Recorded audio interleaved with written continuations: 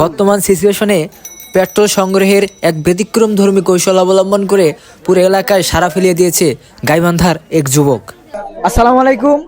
বর্তমানে সারা বাংলাদেশে ফিউলের সংকটের কারণে বিভিন্ন টেকনিক অবলম্বন করে মানুষ কিন্তু তেল বাসায় নিয়ে আসতেছে। তাদের মধ্যে একটি অন্যতম কৌশল আমরা দেখে সবাই হতবাক হয়ে গেছি। অলরেডি সময় টেলিভিশনে তাকে প্রচার করা হয়েছে যে আসলে কি ঘটনা ঘটেছিল, এবং তাকে হঠাৎ রাস্তায় ভাবে দেখে আমরা তাকে থামালাম যে আসলে এইরকম টেকনিক মাথা কিভাবে আসলো, তার কাছে বিস্তারিত জানবো।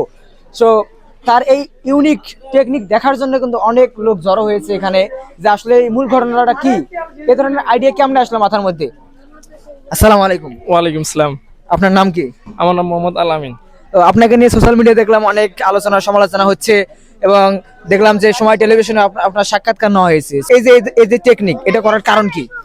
কারণটা হচ্ছে হলো আমার মোটর সাইকেলের তেল নেই, আমার বাসা অনেক দূর, বাসা থেকে হলো তেলের পাম্প অনেক দূর, যাতায়াত করতে প্রায় হাফ লিটার তেলের মতো খরচ হয়।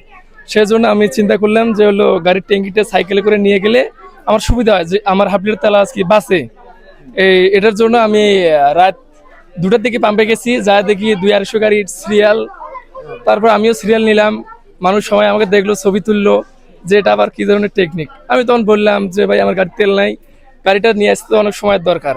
আমরা যে বলি অস্থির বাঙালি, তো তার কিন্তু প্রমাণ আমরা এখানে পেয়ে গেছি। অস্থির বাঙালি বলে যে আমরা একটা কথা আছে আমাদের মধ্যে, যে আসলে বাঙালিরা কি না পারে। উদাহরণ বলতে বাঙালি মশা মারতে খাওয়ান ব্যবহার করে, এটা তো সাধারণ বিষয়। এটা আচ্ছা, তো এটাতে কি তেল দিয়েছে বা তেল মানে যখন এটা নিয়ে তেল আনতে গিয়েছিলেন, তো সেক্ষেত্রে কোনো বিঘ্ন ঘটেছিল? হ্যাঁ, বিঘ্ন ঘটেছিল। তখন ওখানে প্রশাসন ছিল, তারা বলছিল যে তেল দেওয়া যাবে না। তখন সবাই রিকোয়েস্ট করার পর 500 টাকা তেল দিছে আর কি। তো ভাইয়া, আপনি কি কাজ করেন?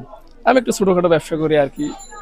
আজকে যে ব্যবসা বাদ দিয়ে এখানে গিয়ে ঘন্টার পর ঘন্টা অপেক্ষা করতে হলো, তো সেক্ষেত্রে তো ব্যবসার ক্ষতি হয়ে গেল।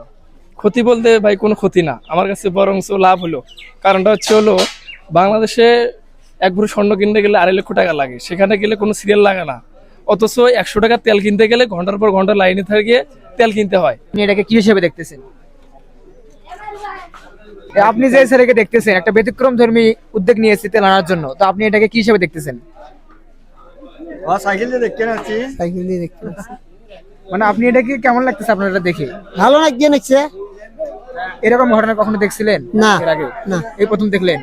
তো আপনার এলাকার এই ছেলে একটা ব্যতিক্রম ধর্মী ব্যবস্থা করেছে তেল আনার জন্য, তো সবাই দেখার জন্য জড়ো হয়েছে। এখানে কিন্তু অনেক মানুষ দেখতেছে। তো আপনাদের বয়সে মোটর সাইকেলের ট্যাঙ্কি খুলে নিয়ে গেছে, তার ট্যাঙ্কি ছাড়া তেল দেয় না, ওরা বোঝা নাই না। ওই জন্য সাইকেলের করে ট্যাঙ্কি খুলে নিয়ে গেছে। তো বিষয়টা আপনার কাছে কেমন লাগতেছে? দেখুন খুব একটা কষ্ট হচ্ছে। ওরা তো সাইকেলের ট্যাঙ্কি না, ওরা তো মোটর সাইকেল কষ্ট হচ্ছে না, খুলে নিয়ে তেল আমার আগে হাঁটিয়ে ওই ট্যাঙ্কি ছাড়া তেল দেয় না, ওই জন্য ট্যাঙ্কি খুলে নিয়ে যাওয়া নাই। অনেকে তো হাসতেছে এই বিষয়টা দেখে, হাসাহাসি করতেছে। কষ্ট করে হচ্ছে সেটা। ওরা তো হাসলেও কোনো ব্যাপার নয়, জিনিসটা বোঝেন না। অনেকে হাসাহাসি করতেছে, মজা রাম করতেছে। সালাম ভাই, এখন এই জিনিসটা হলো মোটর সাইকেলের, বোঝেন আগে ভালো করিয়ে।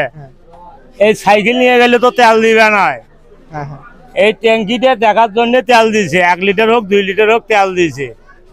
আর এইটা যে মোটর সাইকেলও তো আসলে অত চলে নিয়ে যাওয়া যাচ্ছে না তেল ছাড়া, ওই জন্য সাইকেলও খুলে নিয়ে গেছে। নিয়ে যায় তেল নিয়ে আসিয়া এখন মোটর সাইকেলও তুলিয়ে মোটর সাইকেল চলবে, বুঝছা?